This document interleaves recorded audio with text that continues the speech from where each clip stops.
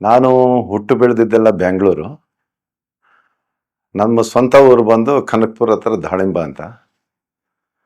ನಾವಿಲ್ಲಿ ಸುಮಾರು ಒಂದು 70 ವರ್ಷದ ಮೇಲೆ ಆಗಿದೆ ಇಲ್ಲಿ ಬೆಂಗಳೂರಿಗೆ ಬಂದು. ನಮ್ಮ ತಾಯಿಯವರೆಲ್ಲ ಇಲ್ಲಿ ಇಲ್ಲಿಗೆ ಬಂದು ಇಲ್ಲಿ ಎಲ್ಲ ಬೆಂಗಳೂರಲ್ಲಿ ಸೆಟ್ಲ್ ಆದವು. ಮತ್ತು ನಮ್ಮ ಜೊತೆಲಿ ಹುಟ್ಟಿರ್ತಕ್ಕಂಥ ನಾವೆಲ್ಲ 7 ಜನ ಮಕ್ಕಳು, 4 ಹೆಣ್ಣು 2 ಗಂಡು. ಇಬ್ಬರು ಪೊಲೀಸ್ ಡಿಪಾರ್ಟ್ಮೆಂಟಲ್ಲಿದ್ದಾರೆ. ನಾವೆಲ್ಲ ಇಲ್ಲಿ ಹಾಡುಗೋಡಿಲಿ MRP ಲೈನಲ್ಲಿ ಓದಿರೋದು ಸ್ಕೂಲು. ಅಲ್ಲಿಂದ ಸ್ಕೂಲಲ್ಲಿ ಓದಿ ಆಮೇಲೆ ಸೆಂಟ್ ಜೋಸಫ್ ಸ್ಕೂಲ್, ಅದು ಬ್ರಾಂಡ್ ಸ್ಕೋರ್ ಅಂತ, ಅಲ್ಲಿ SLC. ಅಲ್ಲಿಂದ SLC ಆದಮೇಲೆ PUC ನಮ್ಮ ಸೆಂಟ್ರಲ್ ಜೂನಿಯರ್ ಕಾಲೇಜು. ಅಲ್ಲಿಂದ ಗೌರ್ಮೆಂಟ್ ಗ್ಯಾಸ್ ಕಾಲೇಜಿಗೆ ಹೋದವು. ಅಂದರೆ ಅದು ಓದೋದು ಹೇಗೆ ಅಂದರೆ, ನಾನು 5ನೇ ಕ್ಲಾಸಿಂದ ನರಸಿಂಹರಾಜ ಹಾಸ್ಟೆಲಲ್ಲಿ ಇದ್ದಿದ್ದು. ಯಾಕಂದರೆ ಅವಾಗೆಲ್ಲ ಬಡಸ್ತಾನ ಇದ್ದು. ನಮ್ಮ ತಾಯಿ ನನ್ನ ಕರ್ಕೊಂಡೋಗಿ 5ನೇ ಕ್ಲಾಸಿಗೆ ನನ್ನ ಹಾಸ್ಟ್ಲಿಗೆ ಸೇರಿಸಿದ್ರು. ಅದು ನರಸಿಂಹರಾಜ ಹಾಸ್ಟ್ಲ್ ಅಂತ ಮಾರ್ಕೆಟ್ ಹತ್ತ ಟಿಪ್ಪು ಸುಲ್ತಾನ್ ಪ್ಯಾಲೇಸು ಪಕ್ಕದಲ್ಲಿದೆ ಅದು. ಅಲ್ಲಿ ಹಾಸ್ಟೆಲ್ಗೆ ಸೇರ್ಕೊಂಡಾಗ 5ನೇ ಕ್ಲಾಸಿಂದ ಅಲ್ಲಿಂದ ನನ್ನ ಲೈಫೇ ಹಾಸ್ಟೆಲ್ಗೆ ಆಗೋಯ್ತು. ಅದಾದ್ಮೇಲೆ 8th ಸ್ಟ್ಯಾಂಡರ್ಡಿಗೆ ಫೇಲ್ ಆದೆ. 8th ಸ್ಟ್ಯಾಂಡರ್ಡ್ ಫೇಲ್ ಆದರೆ ಅಲ್ಲಿ ಕಳಿಸ್ಬಿಡ್ತಾರೆ. ಪಾಸ್ ಆದ್ರೇ ಹಂಗೆ ಕಂಟಿನ್ಯೂ ಮಾಡೋದು. ಅವಾಗ ನಾವೆಲ್ಲ ಅವಾಗ GKBMS ಸ್ಕೂಲ್ ಇದೆ, ಅಲ್ಲಿ ಗೌರ್ಮೆಂಟ್ ಸ್ಕೂಲ್ ಚಾಮರಾಜಪೇಟೆಯಲ್ಲಿ, ಅಲ್ಲಿ ಓದಿದ್ದು. ಅಲ್ಲಿ ಮಾಡಿದ ತಕ್ಷಣ ನಮ್ಮ ಫೋರ್ಟ್ ಹೈಸ್ಕೂಲ್ ಅಂತ ಇದೆ ನಮ್ಮ ಇಲ್ಲಿ, ಫೋರ್ಟ್ ಹೈಸ್ಕೂಲ್ ಅಂತ. ಅಲ್ಲಿ ನಮಗೆ ಶಕ್ತಿ ಪ್ರಸಾದ್ ಅವರು ನಮಗೆ PT ಮಾಸ್ಟರ್ ಆಗಿದ್ದು. ಶಕ್ತಿ ಪ್ರಸಾದ್ ಅವರು ನಮ್ಮ ಆಕ್ಟ್ರೆಸ್ ಶಕ್ತಿ ಪ್ರಸಾದ್ ನಮಗೆ PT ಮಾಸ್ಟರ್ ಆಗಿದ್ದು. ಅರ್ಜುನ್ ಸರ್ಜಾ ಅವರಪ್ಪ. ಅವಾಗ ಅರ್ಜುನ್ ಸರ್ಜಾನು ಬರ್ತಾ ಇದ್ರು, ಅವ್ರ ತಾಯಿನೂ ಬರ್ತಾ ಇದ್ರು. ಯಾಕಂದ್ರೆ ಅವ್ರನ್ನ ಕರ್ಕೊಬಂದು ಡೈಲಿ ಆಟೋದಲ್ಲಿ ಡ್ರಾಪ್ ಕೊಟ್ಟು ಹೋಗ್ತಾ ಇದ್ರು. ಶಕ್ತಿ ಪ್ರಸಾದ್ ಒಂದು ಲೆಕ್ಕದಲ್ಲಿ ನನಗೂ ಪ್ರೇರಣೆನೆ. ಯಾಕಂದ್ರೆ ನಾವು ಆಗ್ಬೇಕು, ನಾವು ಏನಾರು ಮಾಡ್ಬೇಕು ಅನ್ನೋದು ಮನ್ಸಲ್ಲಿತ್ತು. ಹಂಗೆ ಅದು 1 ವರ್ಷ ಮಾತ್ರ ಅಲ್ಲಿ ಓದಿದೆ. ಅದಾದ್ಮೇಲೆ ನಾನು ಫೇಲ್ ಆಗಿದ ತಕ್ಷಣ ಮನೆಗೆ ಕಳಿಸ್ಬಿಟ್ರು. ಮನೆಯಿಂದ ಏನು ಮಾಡಬೇಕು ಅಂತ ನನಗೆ ಹೋಗಿಲ್ಲ. ನಾನು ಆವಾಗೆಲ್ಲ ಕಷ್ಟಪಟ್ಟು ಮೈಕೋಗೆ ಅಲ್ಲಿ ಡೈಲಿ ವೇಜಸ್ ಕೆಲಸ ಮಾಡ್ಕೊಂಡು, ಅಲ್ಲಿಂದ ಡೈರಿಯಲ್ಲಿ ಕೆಲಸ ಮಾಡಿಕೊಂಡು ಎಲ್ಲ ಕಷ್ಟಪಟ್ಟಿದ್ದೀನಿ. ನಾನು ಮೈಕೋದಲ್ಲಿ ಕೆಲಸ ಮಾಡುವಾಗ ಆಗಲ್ಲೇ ಅವರು ಪರಿಚಯ ಆಗಿ, ನೀವು ಯಾಕೆ ಓದಬಾರ್ದು, ನೀವು ಚೆನ್ನಾಗಿ ITI ಮಾಡ್ಕೊಬಿಟ್ರೆ ಇಲ್ಲಿ ಮೈಕೋದಲ್ಲಿ ಕೆಲಸ ಸಿಕ್ಕುತ್ತಲ್ಲ ಅಂತ. ಸರಿ, ಆವಾಗ ನಾನು ITIಗೆ ಹೋಗಿ ಸೇರ್ಲಿಕ್ಕೆ ಅಂತ ಅವ್ರು ಹೇಳಿದ್ ಒಳ್ಳೇದು ಅಂದ್ಬಿಟ್ಟು ನಾನು ITIಗೆ ಹೋಗಿ ನಾನು ಹಾಕಿದೆ. ಒಂದು ಅಪ್ಲಿಕೇಶನ್ ಹಾಕಿದೆ. ನಾನು ಸೆಲೆಕ್ಟ್ ಆದೆ. ಮೋಟ್ರ್ ಮೆಕ್ಯಾನಿಕ್ ಅಂತ. ಮೋಟ್ರ್ ಮೆಕ್ಯಾನಿಕಲ್ಲಿ ಅಲ್ಲಿ ಹೋಗಿ ಸೆಲೆಕ್ಟ್. ಅಲ್ಲಿಂದ ನಾನು ಸ್ವಲ್ಪ ನನ್ನ ಲೈಫೇ ಚೇಂಜ್ ಆಯಿತು. ಸ್ವಲ್ಪ ವಿದ್ಯಾರ್ಥಿ ನಾಯಕ ಅವಾಗ ಸ್ವಲ್ಪ ಮಾಡಬೇಕು, ಅವಾಗ ವಿದ್ಯಾರ್ಥಿ ನಾಯಕ ಆಗ್ಬೇಕು ಅಂತ. ಯಾಕಂದರೆ ಎಲ್ಲ ನನ್ನಷ್ಟು ಕಷ್ಟಪಟ್ಟಿರೋ ಇನ್ನು ಬೇರೆಯವ್ರು ಕಷ್ಟಪಡಬಾರ್ದು. ಆ ವಿದ್ಯಾರ್ಥಿಗಳಿಗೆ ಏನನ್ನು ಸೌಲಭ್ಯ ಸಿಗಬೇಕು, ಮತ್ತು ಅಲ್ಲಿ ಯಾರೋ ಶೋಷಣೆಗೆ ಒಳಗಾಗ್ತಿದ್ದಾರೆ ಅಂಥವ್ರಿಗೆಲ್ಲ ಏನಾರು ನಾನು ಕೊಡುಗೆ ಕೊಡಬೇಕಂತ ಮನಸ್ಸಲ್ಲಿ ಭಾಳ ಇತ್ತು. ಯಾಕಂದರೆ ನನ್ನ ಅಣ್ಣಂದು ನನಗೆ ಆಪೋಸಿಟ್ಟು. ಯಾಕಂದರೆ ಅವರು ನನ್ನ ಕಂಡ್ರೆ ಆಗಲ್ಲ. ನನ್ನ ಅಣ್ಣಂದ್ರು ನಮ್ಮ ಮದುವೆ ಆಗಿದ ತಕ್ಷಣ ಅವರು ಹೆಂಡ್ತಿ ಗುಲಾಮರಾಗ್ಬಿಟ್ರು. ನನ್ನ ತಾಯಿನ ಬಿಟ್ಬಿಟ್ರು. ತಾಯಿನೂ ಇಲ್ಲ, ತಾಯಿಗೆ ಬಿಟ್ಬಿಟ್ಟು ತಾಯಿ ನಾನು ಸಾಕೊಂಡು ಒಂದು ಲೆಕ್ಕದಲ್ಲಿ ತಾಯಿ ಜೊತೆಲಿ ಇದ್ದೆ 1-2 ವರ್ಷ ಅಷ್ಟೇ. ಅದಾದ್ಮೇಲೆ ಮತ್ತೆ ಈ ITI ಮಾಡಿದಾಗ ಅಲ್ಲಿ ನನಗೆ ಪ್ರೇರಣೆ ಆಯಿತು, ವಿದ್ಯಾರ್ಥಿ ನಾಯಕ ಆಗಬೇಕು, ಅಲ್ಲಿ ಏನಾದ್ರು ಶೋಷಣೆಗೆ ಒಳಗಾಗಿರೋನೆಲ್ಲ ನಾವು ಒಂದೇನಾರು ಒಳ್ಳೆ ಕೆಲಸ ಮಾಡ್ಬೇಕಂತ ಏನು ಮಾಡಿದೆ, ಅಲ್ಲಿಂದ ವಿದ್ಯಾರ್ಥಿ ನಾಯಕ ಆದೆ. ವಿದ್ಯಾರ್ಥಿ ನಾಯಕ ಆಗಿದ ತಕ್ಷಣ ನನಗೆ ಅಲ್ಲಿ ಗೊತ್ತಾಯ್ತು ಎಲ್ಲ ಕಾಂಟ್ಯಾಕ್ಟ್ ನಮ್ಮ ಆವಾಗಲೇ ನಾನು ಎಲ್ಲಿ ITIಯಲ್ಲಿ ಯಾವಾಗ ವಿದ್ಯಾರ್ಥಿ ನಾಯಕ ಆದಾಗ ಅವಾಗ ನಮಗೆ ಲೀಡ್ರು, ನಮಗೆಲ್ಲ ದಿವಾಕರ ಹೆಗಡೆ ಅಂತ ಸ್ಟೂಡೆಂಟ್ ಲೀಡರ್ ಆಗಿದ್ರು. ದಿವಾಕರ ಹೆಗಡೆ ಪರಿಚಯ ಆದರು. RC ಕಾಲೇಜು, ದಿವಾಕರ ಹೆಗಡೆಯಿಂದ ಹಿಡಿದು ಮತ್ತೆ ಗಾಂಧಿಬರ ರಾಜಣ್ಣ, ಆಲ್ಮೋಸ್ಟ್ ಎಲ್ಲ ವಿದ್ಯಾರ್ಥಿಗಳು ನಮಗೆ gas college, science college, arts college, BMS college, Christ college, ಎಲ್ಲ ಕಾಲೇಜಲ್ಲಿ ವಿದ್ಯಾರ್ಥಿ ನಾಯಕರು ನನಗೆ ಪರಿಚಯ ಆಯಿತು. ಅವಾಗ ಆಗಿದ ತಕ್ಷಣ ನಾವು ಯಾಕೆ ಇನ್ನೂ ಮುಂದೆ ಅವ್ರ ಥರ ನಾವು ಬೆಳಿಬಾರ್ದು ಅನ್ನೋದು ಒಂದು ಹುಮ್ಮಸ್ಸಿತ್ತು. ಹುಮ್ಮಸ್ಸಿರುವಾಗ ಸರಿ, ಆವಾಗಲೇ ನಾನು SLC ಪ್ರೈವೇಟಲ್ಲಿ ಕಟ್ಟಿದೆ. ಅದು ಬಂದು ಇಲ್ಲಿ ಆಸ್ಟಿನ್ ಟೌನಲ್ಲಿ. ಯಾಕಂದರೆ SLC ಫೇಲ್ ಆಗಿತ್ತಲ್ಲ, ಫೇಲ್ ಆಗಿದ್ದನ್ನ SLC ಮತ್ತೆ ಕಟ್ಟಿದೆ ನಾನು ಆಸ್ಟಿನ್ ಟೌನಲ್ಲಿ. ಅಲ್ಲಿ ಪಾಸ್ ಆಯಿತು. ಕಾರ್ಪೊರೇಷನ್ ಸ್ಕೂಲ್ ಪಾಸ್ ಮಾಡಿಕೊಂಡು ಅಲ್ಲಿಂದ ಮತ್ತೆ ನಾನು PUC ಓದಬೇಕಂತ ನಾನು ಇದು ಗೌರ್ಮೆಂಟ್ ಜೂನಿಯರ್ ಕಾಲೇಜ್ ಅಂತಿತ್ತು, ಅಲ್ಲಿ ಹೋಗಿ PUCಗೆ ಅಲ್ಲಿ ಕೂತು ಅಲ್ಲಿ ಪಾಸ್ ಮಾಡಿಕೊಂಡೆ. ನನಗೆ ಇಲ್ಲಿ IT ಯಲ್ಲಿ ನಾನು ಮಾಡೋ ಟೈಮಲ್ಲಿ ನನಗೆ ನಮ್ಮ ಅಂಡರ್ವರ್ಲ್ಡ್ ಡಾನ್ ಅನ್ನೋಕ್ಕಿಂತ ಅವರು ನನಗೆ ಆತ್ಮೀಯರೇ ಅಂತ ಹೇಳ್ಬೋದು. ಯಾಕಂದ್ರೆ ಜಯರಾಜ್ ಅವರು, MP ಜಯರಾಜ್ ಅವರು ನಮ್ಮ ಮನೆ ಹತ್ರ ಇರೋದು ಲಕ್ಸಂದ್ರದಲ್ಲಿ. ನಮ್ಮ ಮನೆಯಿಂದ ಒಂದು ಅರ್ಧ ಪರ್ಲಾಂಗ್ ಅಷ್ಟೇ. ಅವರು ನನಗೆ ಇಲ್ಲಿ ಪರಿಚಯ ಆಯಿತು. ಅವ್ರ ಪರಿಚಯ ಹೇಗಿದೆ, ನಾನು ITಗೆ ಹೋಗ್ತಾ ಇದ್ನಲ್ಲ, ITಗೆ ಹೋಗ್ತಾ ಇರುವಾಗ ಅಲ್ಲಿ ಏನೋ ಒಂದು ಇನ್ಸಿಡೆಂಟ್, ಕೊತ್ವಾಲ್ ಅವ್ರನ್ನ ಏನೋ ಇದಾಗಿ ಗಲಾಟೆ ಆಗಿ ಅವ್ರಿಗೇನೋ ಮರ್ಡರ್ ಮಾಡಿದ್ರೇನೋ ಅವಾಗ ಗೊತ್ತಿಲ್ಲ. ಆ ಟೈಮಲ್ಲಿ ಏನ್ ಮಾಡಿದ್ರು, ಮೇಲೆ ಕುತ್ಕೊಂಡು ಅವ್ರ ಮನೆ ಮೇಲೆ ಬಂದು ಪಾರ್ಟಿ ಮಾಡ್ತಾ ಇರುವಾಗ ಪೊಲೀಸರು ರೈಡ್ ಮಾಡಿದ್ದಾರೆ. ರೈಡ್ ಮಾಡಕ್ ಗೊತ್ತಾದ್ರೆ ಅವ್ರೇನು ಅಲ್ಲಿಂದ ಎಸ್ಕೇಪ್ ಆಗಿ ಅವರು ತಪ್ಸ್ಕೋಬೇಕಲ್ಲ ಅಂತ ಬಂದು ನನಗೆ ಅಲ್ಲಿದ್ದ ನಾವು ಲಕ್ಷಣದೆಲ್ಲ ಇದು ಹುಡುಗರು ಇದ್ದಾರಲ್ಲ, ಅವ್ರು ಬಂದು ಅಣ್ಣವ್ರ ಮನೆಗೆ ಬರ್ತಾನಂತೆ, ನೀವು ಇಲ್ಲಿ ಇರ್ತಾರಂತೆ ಸ್ವಲ್ಪ ದಿವಸ. ನಾನು ಇಲ್ಲ ಅನ್ನೋಕ್ಕೂ ಆಗಲ್ಲ, ಹ್ಞೂ ಅನ್ನೋಕ್ಕೂ ಆಗಲ್ಲ. ಯಾಕಂದ್ರೆ ನಮ್ಮ ಮನೇಲಿ ತಾಯಿ, ನಾನು, ಅಕ್ಕ. ಅದು ಅವ್ರು ಮುಂದ್ಗಡೆ ಇದ್ರು, ಮುಂದ್ಗಡೆ ಮೇಲೆ ನಾ ಹಿಂದ್ಗಡೆ ಒಂದು ಮನೆ, ಒಂದು ರೂಮ್ ಅಲ್ಲಿ ನಾನು ITI ಮಾಡ್ಕೊಂಡು ಬಂದು ನಾನು ಸಪ್ರೇಟ್ ಆಗಿದ್ದೇನೆ. ಯಾಕಂದ್ರೆ ನಾನು ಸ್ವಾಭಿಮಾನ, ನಮ್ಮ ಮನೆಯಲ್ಲಿ ಅಲ್ಲೂ ಕೂಡ ನಮ್ಮ ತಾಯಿ ಅಕ್ಕ ಅಡಿಗೆ ಮಾಡೋದು ನಾನು ತಿಂತಾರೆ. ನಾನೇ ಅವಾಗ್ಲೇ ಆ ITI ಸೇರ್ಕೊಂಡು ಅವಾಗಿಂದ ನಾನು ಹೊರಗಡೆನೆ ಊಟ ಮಾಡೋದು. ನಾನು ಸಪ್ರೇಟ್ ಆಗಿದ್ದಲ್ಲ, ನಾನು ಅಲ್ಲಿ ನಾವು ಬರ್ತಾನೂ ಇಲ್ಲ, ನಮ್ಮ ತಾಯಿನೂ ಬರ್ತಾನಲ್ಲ, ನಮ್ಮ ಅಕ್ಕನೂ ಬರ್ತಾನೆ ಇಲ್ಲ, ನನ್ನ ರೂಮ್ಗೆ ಯಾರು ಬರ್ತಾನಿಲ್ಲ. ಅದು ಒಂಥರ ಆಗಿನ ಕಾಲದಲ್ಲಿ ಭಾಳ ಒಂಥರ ಸ್ಲಮ್ ಏರಿಯಾ ಥರ ಲಕ್ಷಣದಲ್ಲಿ, ಡೈರಿ ಸರ್ಕಲ್ ಥರ. ಆಮೇಲೆ ಅದು ಬರ್ತೀರಿ, ಈ ಥರ ಅಣ್ಣ ಬರ್ತಾರಂತೆ ಅಂತ ಹೇಳಿದ. ಸರಿ, ಇನ್ನೇನು ಮಾಡೋದು, ಆಯ್ತಪ್ಪ ಅಂದೆ. ಅವಾಗ ಅವರು ಬಂದರು ರಾತ್ರಿ ಟೈಮಲ್ಲಿ. ಬಂದಾಗ ಜಯರಾಜ್ ಅವರು, ಬೆಕ್ಕಿನ ಕಂಡ್ರಾಜ, ಕೋಟೆ ನಾರಾಯಣ, ಕೋಟೆ ನಾಗೇಶ, ಆಮೇಲೆ ಕೋಟೆ ನಾಗರಾಜು, ಮತ್ತೆ ಶಾಮ್ಶನ್, ಇವರೆಲ್ಲ ಬಂದರು. ಬಂದ ತಕ್ಷಣ ಇನ್ನೇನು ಮಾಡೋಕ್ಕಾಗಲ್ಲ. ಸರಿ, ಬಂದು ರಾತ್ರಿ ಎಲ್ಲ ಮಾತಾಡೋದು, ಊಟ ಮಾಡೋದು, ಗುಂಡಾಕೋದು. ನೆಕ್ಸ್ಟ್ ನಾನು ಬೆಳಗ್ಗೆ ಆಗಿದ ತಕ್ಷಣ ನಾನು ITಗೆ ಹೋಗ್ಬೇಕಲ್ಲ, ITಗೆ ಹೋಗೋ ಟೈಮಲ್ಲಿ ನಾನು ಬಾಕ್ಲು ಹಾಕೊಂಡು ಹೋಗುವಂತ ಇದ್ರು. ಬೀಗ ಹಾಕೊಂಡು ನಾನು ಹೊಂಟೋಗೋನು. ಅವರು ಬೆಳಿಗ್ಗೆಲ್ಲ ಮಲ್ಕೊಂಡವ್ರು. ತಿರ್ಗಾ ನಾನು ಸಂಜೆ ಬರೋಷ್ಟೊತ್ತಿಗೆ ಅವರು ಬೀಗ ತೆಗಿತಾ ಇದ್ದೆ. ಬಾತ್ರೂಮ್ ಒಳಗಡೆ ನಿಂತು ಸಂಜೆ ಬಂದು ಬಾಕ್ಲ ತೆಗೆದ ತಕ್ಷಣ ಸಂಜೆ ಬಂದಾಗ 7-8 ಗಂಟೆ ರೆಡಿ ಆಗಿರ್ತಾರೆ. ರಾತ್ರಿ ಎಲ್ಲ ಇದ್ದೀವಿ. ಅವರು ರಾತ್ರಿ ಎಲ್ಲ ಮಾತಾಡ್ತಾ ಇರೋದು. ನನಗೆ ಅವರು ನಂದ ಬೀರ್ ಹೊಡಿಯಪ್ಪ, ಹೊಡಿಯೋ ಬೀರ್ ಅಂತ ನಮ್ಮ ಪಾಪ ಹೊಡ್ಸೋರು. ಪಾಪ ಬೀರ್ ಹೊಡ್ಸೋರು, ಒಳ್ಳೆ ಬಿರಿಯಾನಿ ತಿನ್ನಿಸ್ತಾ ಇದ್ರು. ಹಿಂಗೆ ಒಂದು 10 ದಿವಸ ಇದ್ರು. 10 ದಿವಸ ಇದ್ದಾಗ ನನ್ನ ತಾಯಿಗಿಲ್ಲ, ಕೊನೆ ಗೊತ್ತಾಯ್ತು.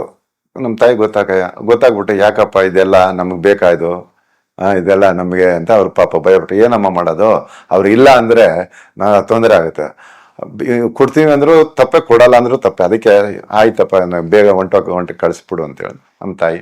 ಅಷ್ಟೊತ್ತಿಗೆ ಅವ್ರು 10 ದಿವಸ ಇದ್ದು ಹೋದ್ರು.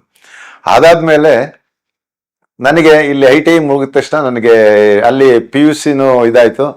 ಅಲ್ಲಿ PUCನೂ ಪಾಸ್ ಆಯಿತು. ಪಾಸ್ ಆಗಿದ ತಕ್ಷಣ ನನಗೆ ಗ್ಯಾಸ್ ಕಲಿಗೆ ಸೇರ್ಕೊಂಡೆ.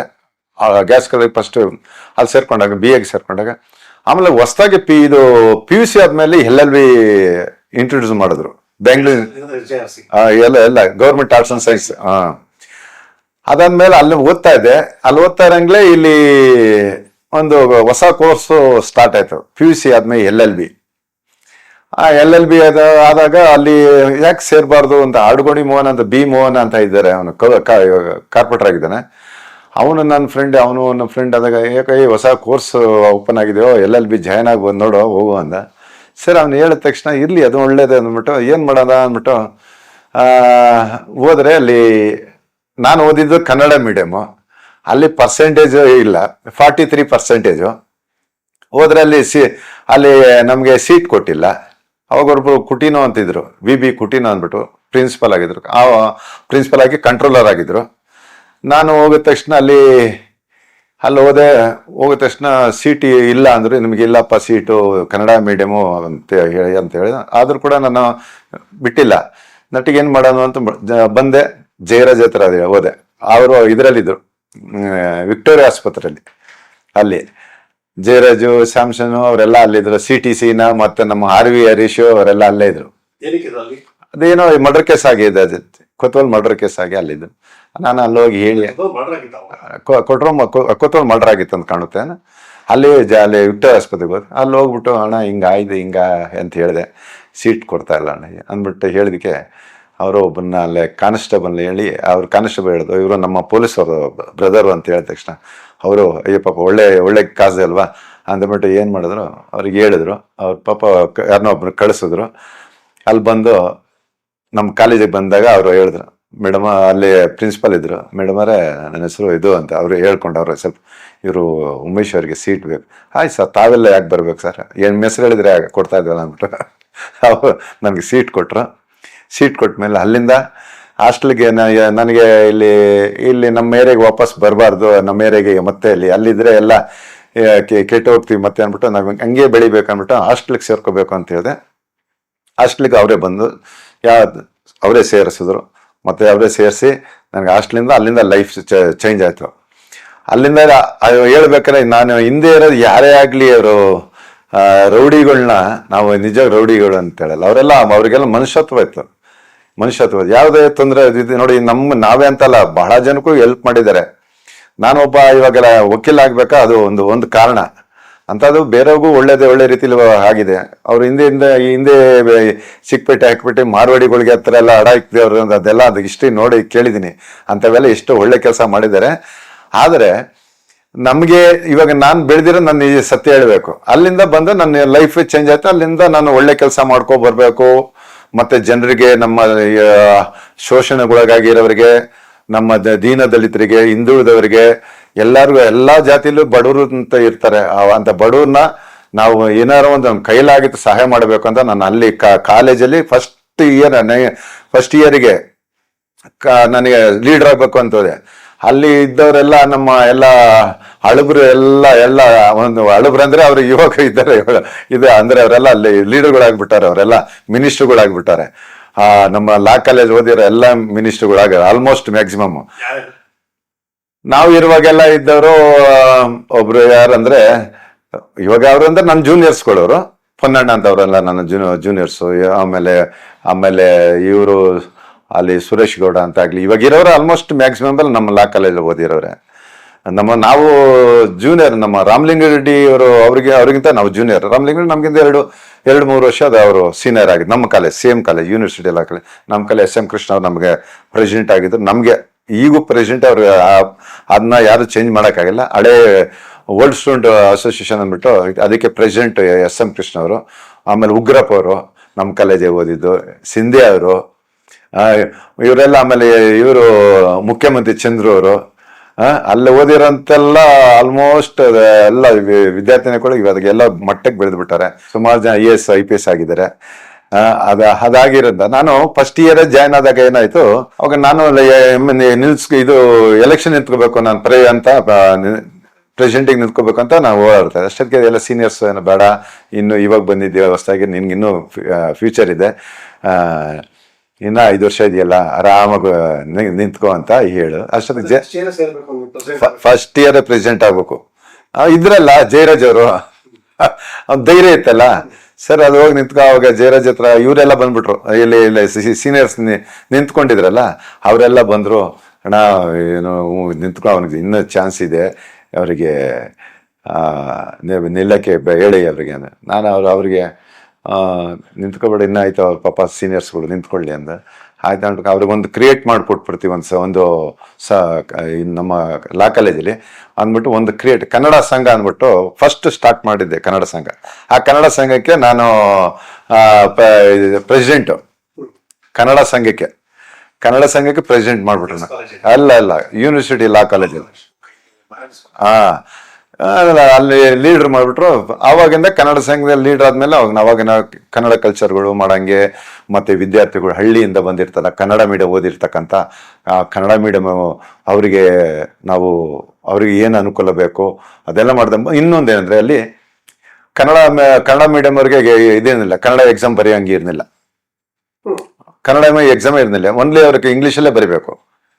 ಸೊ ಇದನ್ನ ನಾವು ಹೋರಾಟ ಮಾಡಿ ಕನ್ನಡದಲ್ಲಿ ಯಾಕೆ ಬರಿಬಾರ್ದು ಅಂದ್ಬಿಟ್ಟು ಅವಾಗ ನಾನೇ ಸ್ಟಾರ್ಟ್ ಮಾಡಿ ಫಸ್ಟ್ ಕನ್ನಡದ ಬರ್ದವ್ ನಾನು. First batch Bangalore university 5 year law course first batch ಕನ್ನಡದಲ್ಲಿ ಬರ್ದವನು. ಅದೇ ಥರ ಕನ್ನಡದ ಹಳ್ಳಿಯಿಂದ ಬಂದಿರ್ತಕ್ಕಂಥ ಅವರೆಲ್ಲ ಕನ್ನಡದಲ್ಲಿ ಬರಿಬೇಕು. ಅವ್ರಂತ ಕನ್ನಡ ಮಾಡಿಸಿದ್ದು ನಾನೇ. ಕನ್ನಡ ಮಾಡಿಸಿ ಕನ್ನಡದ ಬರೆಯೋ ಥರ 5 ಇಯರ್ ಲಾ ಕೋರ್ಸು ಅಂದರೆ ಎಲ್ಲ LLB, ಇವನ್ 5 years LLB, 3 years LLB ಎಲ್ಲರೂ ಕನ್ನಡದಲ್ಲಿ ಬರೆಯೋ ಥರ ನಾನು ಮಾಡಿಕೊಟ್ಟೆ. ಇಲ್ಲ ಮೊದಲೆಲ್ಲ ಕನ್ನಡದಲ್ಲಿ ಬರೆಯಂಗಿಲ್ಲ, ಎಲ್ಲ ಇಂಗ್ಲೀಷಲ್ಲೇ ಇತ್ತು. ಅದಾದ್ಮೇಲೆ ಹಳ್ಳಿ ಜನಕ್ಕೆ ಅವ್ರು ಏನನ್ನು ಅವ್ರಿಗೆ ಫೀಸ್ ಕಟ್ಟೋಕ್ಕಾಗಿಲ್ಲ, ಫೀಸ್ ಕಟ್ಟೋಷ್ಟು ನಾನೇ ಕಟ್ತಾ ಇದ್ದೆ. ಮತ್ತು ಹಾಸ್ಟೆಲಲ್ಲಿ ಕೆಲವು ಭಾಳ ಆಗಿನ ಟೈಮಲ್ಲಿ ಭಾಳ ತೊಂದರೆ ಇತ್ತು ಹಾಸ್ಟೆಲ್ ನಡೆಸೋದು. ಅದರೊಳಗೆ ನಾನೇ ಫೀಡ್ ಮಾಡ್ತಾ ಇದ್ದೆ. ಕೈಲಾದಷ್ಟು ಮೆಸ್ ನಡ್ಸರಪ್ಪ ನಿಲ್ಲಿಸ್ಬೇಡಿ ಅಂತ ಅವ್ರಿಗೆಲ್ಲ ಫೀಡ್ ಮಾಡ್ತಾ ಇದ್ದೆ. ಮೆಸ್ ನಡ್ಸೋಕ್ಕೆ ನನ್ನ ಕೈಲಾಗಿದ್ದ ಹಣ ಕೊಡ್ತಾ ಇದ್ದೆ. ಅದಾದ್ಮೇಲೆ ಇವ್ರು ಏನ್ ಮಾಡಿದೆ, ಕೆಲವರೆಲ್ಲ ದೂರದಿಂದ ಬಂದಿರ್ತಾರೆ ಪಾಪ, ಎಲ್ಲ KGF ಈ ಕಡೆ ಮೈಸೂರು, ಈ ಕಡೆ ಕೊಡಗು ಕಡೆಯಿಂದ, ಚಿಕ್ಕಮಂಗ್ಳೂರು ಕಡೆ ಎಲ್ಲ ಬಂದಿರ್ ಪಾಪ. ಅವ್ರಿಗೆ ಊರಿಗೆ ಹೋಗ್ಲಿಕ್ಕೆ ಬಸ್ಗೂ ಇರಲ್ಲ ಅಂತ ಟೈಮ್. ಹಣ ನಾನು ಬಸ್ಸಿಗೆ ಕಾಸಿಲ್ಲ ಅಣ್ಣ ಅಂದ್ರೆ ಸರಿ ಹೋಗ್ರು ಅಂತ ಕೊಡೋದು. ಆಮೇಲೆ ಬುಕ್ಸ್ ತಗೊಳಕ್ಕೂ ಕಾಸಿಲ್ಲ ಅಂತವ್ರು. ಇವಾಗ ಕೆಲವು ನನ್ನ ಹತ್ರ ಬುಕ್ಸ್ ತಗೊಳ್ತಾ ಇದ್ದವರು ಇವತ್ತು ಒಳ್ಳೆ ಒಳ್ಳೆ ಪೊಲಿಟಿಷಿಯನ್ಸ್ಗಳಾಗಿದ್ದಾರೆ. ಇವತ್ತು ನಮ್ಮ ಹತ್ರ ಸಹಾಯ ತಗೊಂಡಿರೋ ಇವತ್ತು ಜಡ್ಜಸ್ಗಳಾಗಿದ್ದಾರೆ. ನಮ್ಮ ಹತ್ರ ಸಹಾಯ ತಗೊಂಡಿರೋ ಒಳ್ಳೆ ಆಫೀಸರ್ಸ್ಗಳಾಗಿದ್ದಾರೆ, ಒಳ್ಳೆ MLAಗಳಾಗಿದ್ದಾರೆ. ಹೆಸರು ಬೇಡಪ್ಪ, ಅವ್ರಿಗೆ ಹೆಸರು ಬೇಡ. ಇಲ್ಲಿ ಅವರೆಲ್ಲ ಒಳ್ಳೇದಾಗ್ಲಿ. ಒಬ್ಬರ ಹೆಸರು ಹೇಳಿದ್ರೆ ಒಬ್ಬರ ಹೆಸರು ಬಿಟ್ರೆ ಒಂಥರ ಇದಾಗುತ್ತೆ. ಎಲ್ಲರ ಹೆಸರು ಹೇಳ್ಬೇಕಾಗುತ್ತೆ, ಬೇಡ. ಇಲ್ಲಿ ಅವರಲ್ಲಿ ನಾನು ಅವ್ರಿಗೂ ಹೇಳೋದಷ್ಟೇ, ನೀವು ಆಗಿಂದ ಕಷ್ಟ, ನೀವು ಯಾವ ಹಿಂದೆ ನೀವು ಕಷ್ಟಪಟ್ಟಿದ್ದೀರಿ ಅದನ್ನ ನೆನೆಸ್ಕೊಂಡ್ರೆ ನಿಮ್ಗೂ ಒಳ್ಳೇದಾಗುತ್ತೆ, ನಿಮ್ಮ ಮುಂದೆ ಪೀಳಿಗೆಗೂ ಒಳ್ಳೇದಾಗುತ್ತೆ. ನೀವು ನಿಮ್ಮ ಕೈಲಾದಷ್ಟು ಬಡವರ ಬಗ್ಗರಿಗೆ ಮತ್ತೆ ಒಂದು ಒಳ್ಳೆ ಕೆಲಸ ಮಾಡಿ, ಅವ್ರಿಗೆ ಒಂದು ಶೋಷಣೆಗೆ ಒಳಗಾಗಿರೋರಿಗೆ ಒಂದು ನ್ಯಾಯ ಕೊಡಿಸಿ. ನಮ್ಮ ವಕೀಲರಿಗೂ ಹೇಳ್ತೀನಿ, ಮತ್ತೆ ನಾನು ನಮ್ಮ ಇರ್ತಕ್ಕಂಥದ್ದು ಯಾರು ಇವಾಗ ಒಳ್ಳೆ ಪೋಸ್ಟಲ್ಲಿ ಇದ್ದೀರಿ, ಒಳ್ಳೆ ಪೋಸ್ಟಲ್ಲಿ ಇರೋರನ್ನ ಅವ್ರಿಗೆಲ್ಲ ನಾನು ಒಂದೇ ಒಂದು ಕೇಳ್ಕೊಳೋದು, ಒಳ್ಳೊಳ್ಳೆ ನೀವು ಒಳ್ಳೆ ಕೆಲಸ ಮಾಡಿ. ದುಡ್ಡು ಶಾಶ್ವತ ಇಲ್ಲ, ಬಂದಿರೋದೆಲ್ಲ ಆಕಸ್ಮಿಕವಾಗಿ ಬಂದಿದೆ. ಅದನ್ನೇ ನೀವು ಕೊನೆಯವರೆಗೂ ನೀವು ಒಳ್ಳೆ ಹೆಸರು ಮಾಡ್ಕೊಂಡು ಹೋಗಿ ಅಂತ ನಾನು ನಮ್ಮ ಮಾಧ್ಯಮ ಮೂಲಕ ಹೇಳ್ತೀನಿ.